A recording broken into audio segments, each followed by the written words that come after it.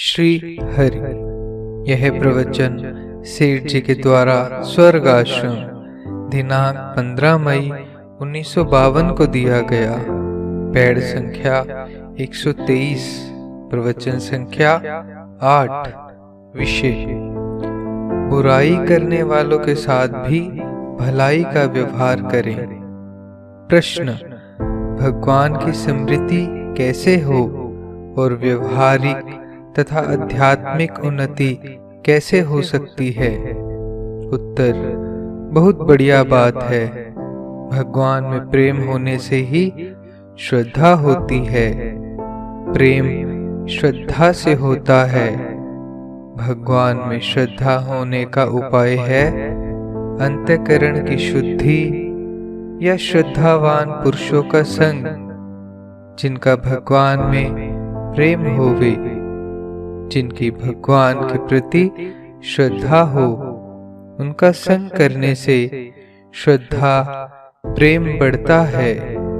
श्रद्धा प्रेम होने से निरंतर स्मृति बनी रहती है। अंतःकरण की शुद्धि का उपाय है दूसरों का उपकार करना, किंतु निष्काम भाव अवश्य होना चाहिए।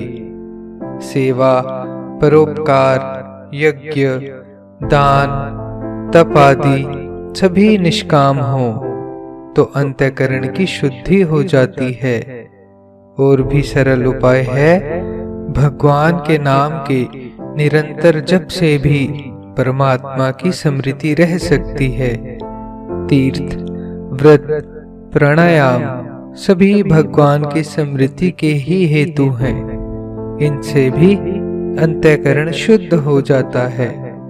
निष्काम भाव से सदा भगवान की स्मृति रहती है और सकाम भाव से फल की समाप्ति के उपरांत नष्ट हो जाती है, फिर स्मृति नहीं रहती। आध्यात्मिक उन्नति तभी हो सकती है जब मन में वैराग्य होवे। वैराग्य होने से अपने आप ही साधन तेज हो जाता है। वैराग्य से चित्त की वृत्तियां संसार की तरफ से हटकर परमात्मा की तरफ लग जाती हैं। भगवान नाम का अभ्यास करना चाहिए। वैराग्य से उन्नति होती है। यह बात गीता जी के 6 अध्याय के 35वें श्लोक में आई है। अभ्यासेन तु कौन्तेय वैराग्येन च गृह्यते। अर्थात हे कुंती पुत्र अर्जुन, अभ्यास अर्थात स्थिति के लिए बारंबार यत्न करने से और वैराग्य से यह चंचल मन वश में होता है।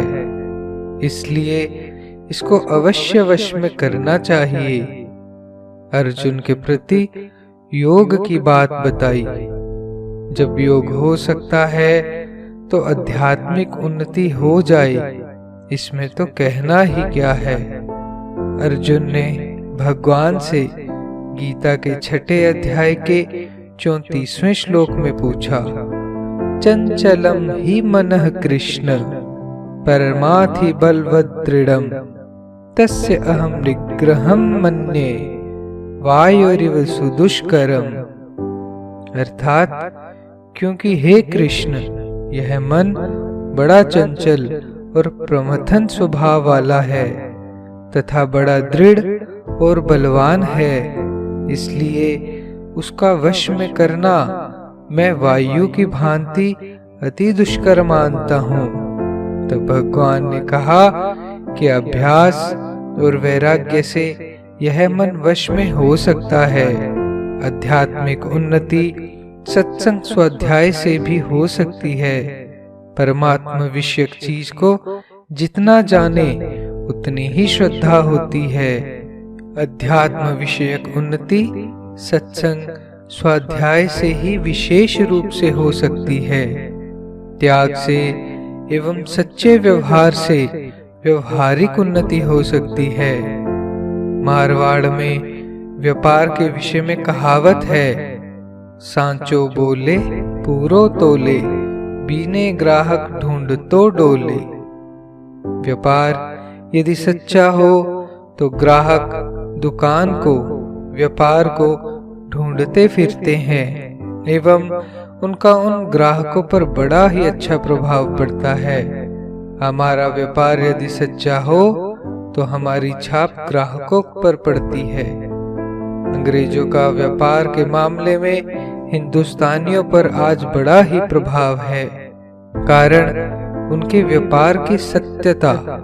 अंग्रेजों का गेहूं, सूत, कपड़े का जितना भी व्यापार था वह बड़ा ही सच्चा व्यापार था।